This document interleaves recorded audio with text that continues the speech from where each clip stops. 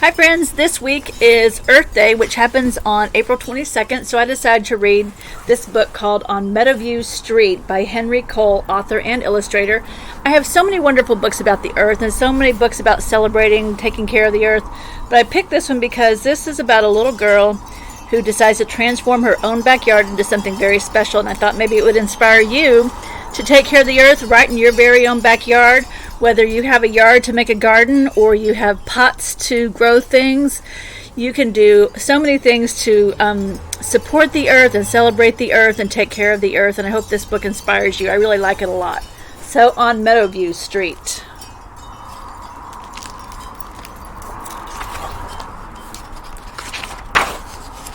So here's the house she's about to move into. It was a big day. Caroline and her family were moving into their new house on Meadowview Street.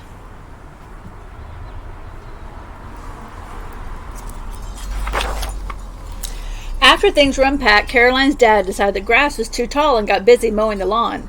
Caroline was about to explore the new street to see if there was a meadow on Meadowview Street when she noticed a small blossom. "It's beautiful," Caroline said to herself, "and all alone." The mower was getting closer. Caroline thought, "I'd better do something quick." Can you see the little flower?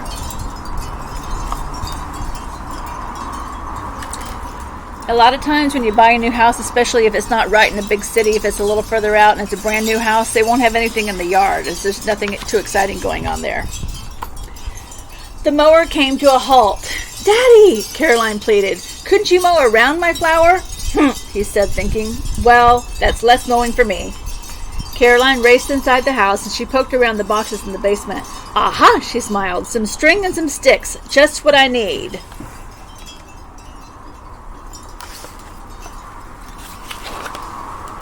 Before long, Caroline made a small wildflower preserve. Then she noticed another flower had bloomed nearby.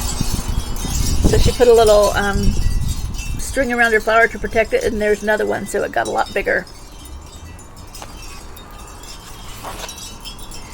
Her preserve got bigger and bigger and bigger. "That butterfly seems to like my little garden," Caroline thought happily. So I'm sure you know this, but if you plant a lot of flowers in your yard, you'll get insects, including butterflies and bees and all kinds of things that help pollinate our fruits and vegetables. As the grass grew taller, more flowers popped up all over the yard. Some were different kinds and different colors everywhere. Caroline's dad had a great idea for the mower for sale. Don't you think this looks a lot prettier than just a boring yard like that?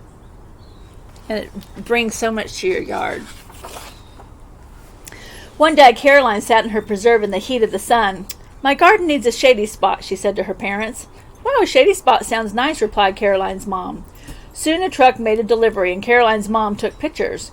"Welcome to your new home," said Caroline to the maple tree. It's a beautiful tree.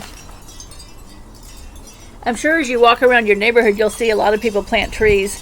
And sometimes they have those big plastic containers at the bottom, and that's to hold water to help the tree stay healthy. The next day, as Caroline admired the maple tree, a wren landed at the end of her shovel. "Oh, you're looking for a home too," said Caroline. Oh, one more thing. Have you ever noticed in people's yards, sometimes it'll say, I can't remember exactly what it says, but there's a sign that says Certified Natural Habitat or something like that.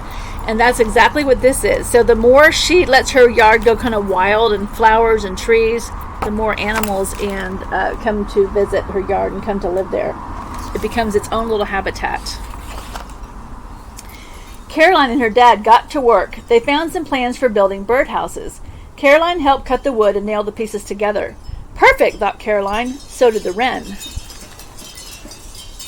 That's another thing you might be able to do, is make some birdhouses or some bee houses or an owl house to hang up in your yard. In no time, there were birds and insects everywhere, around the trees, zipping among the flowers. Soon the wren house was full of twigs for a nest. Caroline wanted one more thing. "We need a place where everyone can get a drink of water," she said. That's a very important part of a habitat, is a place for water. The next day, she and her dad began building a pond. They dug a large, shallow hole and lined it with a heavy plastic sheet. Caroline added plants. that like living in water. She lugged large rocks to the edge, making ledges and little caverns for creatures to live in. Isn't that beautiful? It is a lot of work, but actually it's not that hard.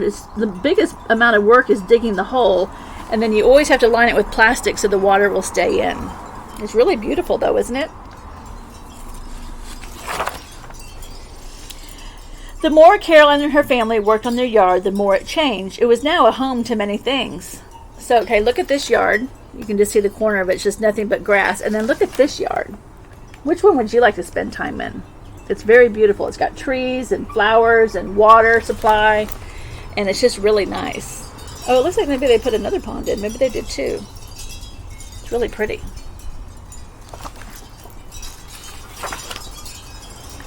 And soon the Jackson's yard changed, and the Smiths and the Sotos. So did you see earlier in the book the neighbors were looking over the fence, and I guess they decided it was a great idea, so now they're planting trees to change their yard up. And look at that. Look how beautiful that yard is. Now there really was a meadow on Meadowview Street. And so here's some of the animals that were attracted by her new yard. A mud turtle, a beetle, coneflower, which is one of my favorite flowers, monarch caterpillars, bees, salamanders, swallows, ladybird beetle, which we call ladybug, bats, hummingbirds, skinks, meadow mouse, dragonflies, wrens, black-eyed Susans, which is one of my other favorite flowers, mallows, which I also love, small Cooper butterfly, and the green snake, a wolf spider. So without a habitat, those animals would have nowhere to live, and so she provided the habitat for them. And a home for everyone. So this is the way Caroline took care of her plot of earth and turned it into a habitat for lots of different creatures. And that's the way she celebrates the earth and helps take care of it.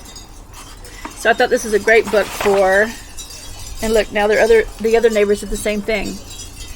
I thought this is a great book for Earth Day, because there are things that you can do in your own home. Like I said, if you don't have a yard, that's okay.